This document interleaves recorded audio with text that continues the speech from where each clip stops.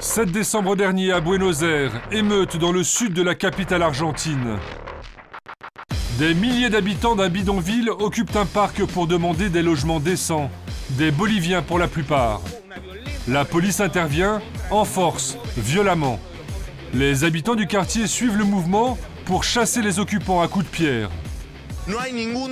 Ils n'ont aucune pitié pour les occupants du parc. Ils les poursuivent. On pourrait dire que c'est une guerre. Une ratonnade, argentin contre bolivien, en direct à la télévision. Bilan, 3 parmi les occupants et une explosion raciste. Buenos Aires, quelques semaines plus tard, le quartier a repris une apparence normale. Le fameux parc est toujours condamné, mais il n'y a plus aucune trace des affrontements, à part dans les esprits. Nous sommes avec Antonio et Paola qui étaient présents ce jour-là, comme presque tous les habitants du quartier d'ailleurs. Lui aussi était à la prise du parc. Regardez, ce sont les futurs défenseurs du coin. Le quartier a besoin d'être défendu? Je vais vous montrer, nous habitons dans ces immeubles. Et là-bas, à 4 rues d'ici, se trouve le bidonville d'où ils sont venus. Antonio rejette les accusations de violence. Tout juste reconnaît-il que certains de ses voisins se sont défendus après avoir été attaqués par les occupants. Et les alors, l'explication est simple, les Boliviens se sont... Juan Domingo lui aussi rejette tout racisme. Mais quand on évoque les Boliviens, il est intarissable. Ils prennent notre travail, ils envahissent les hôpitaux, les écoles. Et ils habitent dans des bidonvilles. Oui, ils vivent dans des bidonvilles. Ils en construisent de nouveaux. Nous, la ville, les voisins, on leur a donné la main. Et eux, ils ont pris le bras, le coude, tout. En France, c'est pas tout à fait la même chose. Mais vous avez ce problème avec les Africains qui vous ont envahis. Et maintenant, vous avez des problèmes d'emploi, des problèmes de toutes sortes. Racisme ordinaire d'une classe moyenne pleine de ressentiment. Des habitants jaloux de leurs voisins qui ne payent ni eau ni électricité dans leur bidonville. Bija Beinte, c'est le nom de cette favela à l'Argentine qui borde le quartier du parc. Des constructions illégales empilées les unes sur les autres au milieu d'immondices. La plupart des habitants sont boliviens, comme Benigna qui vit ici avec ses enfants. Elle nous emmène dans sa maison. Voilà, c'est là que j'habite. Montez les enfants. Allumez la lumière. Voici mes enfants. On vit à 3 familles dans cette pièce. Toujours, les Argentins nous disent « Boliviens, allez-vous-en. On ne veut pas vous voir. On va vous...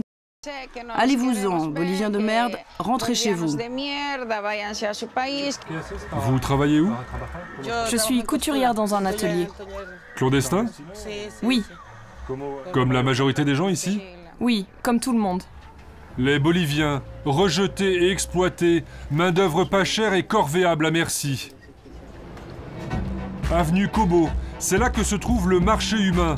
3 jours par semaine, les Boliviens viennent se faire embaucher ici, dans les ateliers clandestins. Pamela a connu pendant des années ce travail au noir. Nous l'avons équipé d'une caméra cachée pour voir de l'intérieur ce business clandestin. En quelques minutes, le contact est établi avec cet homme, un Argentin. J'ai besoin de 3 couturières spécialisées. Toi, tu sais faire ça. T'es seul ou avec quelqu'un? T'habites dans le coin? Oui, je suis tout près. Allez, on y va. L'homme emmène Pamela et un autre Bolivien dans sa voiture, direction son atelier clandestin à quelques rues de là. Au fond d'une cour, dans une grande pièce sans fenêtre, ils sont déjà une dizaine à travailler. Pamela, elle, va faire un essai. Installe-toi là. 10 minutes plus tard, le test est réussi, on parle argent. C'est 1,30 € de l'heure. Tu vois, j'ai encore personne pour travailler sur ces pièces. Il y a entre 5 et 10 000 t-shirts à faire. Des ateliers comme celui-ci, il y en a plus de 3000 à Buenos Aires. Ce travail ne t'apporte rien, seulement de la misère. Tu ne progresses pas. Je travaille depuis l'âge de 14 ans et j'ai seulement travaillé pour survivre. Et parfois, le travail dans ces ateliers clandestins se transforme en piège. Nous sommes à La Alameda, une association de lutte contre l'exploitation des travailleurs boliviens. Un refuge pour beaucoup d'entre eux. Il y a même un atelier de confection pour donner un travail légal à ceux qui échappent aux filières mafieuses. Le piège classique. En Bolivie, on leur promet un travail avec un bon salaire en Argentine. Et à l'arrivée à Buenos Aires, de l'esclavage pur et simple. C'est ce qui est arrivé à Luis. On travaillait de 6 h du matin jusqu'à ce que le patron décide d'arrêter, vers 1 h ou 2 h du matin, tous les jours. Il ne te laisse pas voir la lumière du jour, il ne te laisse pas sortir. Luis a pu s'échapper grâce à cet homme, Gustavo Vera, le patron de la Alameda. Leur technique est simple mais dangereuse. Les militants de l'association forcent les portes des ateliers clandestins. Regardez, là on voit ceux qui défendaient l'entrée de l'atelier clandestin. Ils nous ont agressés très violemment. Plusieurs de nos amis se sont retrouvés à l'hôpital. Comme moi d'ailleurs. C'est moi là. Les propriétaires des ateliers clandestins veulent que le système continue. Ils sont habitués à payer des pots de vin à la police et à ce qu'il n'y ait pas de justice. Protéger ces hommes et ces femmes n'est pas vraiment une priorité nationale. Le business d'abord. L'industrie textile pèse plus d'1 milliard d'euros et 78% de la production provient des ateliers clandestins. Et derrière les émeutes de décembre dernier, il y a l'ombre des politiciens en cette année d'élection présidentielle. Le maire de la capitale, candidat déclaré, attise les braises du conflit en conférence de presse. Le parc a été occupé par des délinquants qui ont profité du désespoir de certaines personnes. C'est la conséquence d'une immigration incontrôlée. Devant les grilles du parc, nous retrouvons celui qui s'était autoproclamé porte-parole des occupants. Alejandro Salvatierra. Il accuse le maire de Buenos Aires d'avoir provoqué les violences. Il a commencé par tenir un discours raciste. Et parallèlement, il a fait venir des gens à lui, parmi les voisins du parc, pour provoquer les violences. Ceux qui se sont infiltrés dans le parc, ce sont des gens qui appartiennent au parti du maire de Buenos Aires. Des gens qui travaillent pour la mairie. De cette façon, il a mis en difficulté le gouvernement en disant « ils n'ont rien fait ».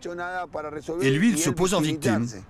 Récupération politique là encore. Salvatierra est un militant du parti de Cristina Kirchner, la présidente de la République et probable candidate à sa propre succession. Elle en profite pour tacler son principal adversaire, le maire de Buenos Aires. Je ne laisserai pas l'Argentine intégrer le club des pays xénophobes. Le challenger de droite contre la présidente populiste. Au milieu, 1 million de Boliviens. Et un enjeu électoral, le vote des classes moyennes.